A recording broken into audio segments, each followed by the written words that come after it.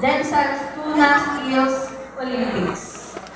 To win, these are the following achievements. 17th Tuna Festival Skills Competition, September 3 and 4, 2024. We have here the following winners. The Tuna Pasta Salad, we have the Team B, first place. Table Set Up, second place.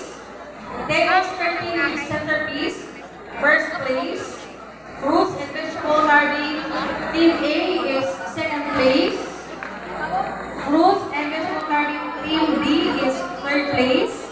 Brand Floral Arrangement, third place.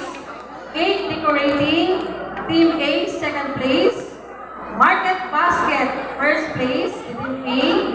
Bartending, Team A, second place. Bartending, Team B is first place.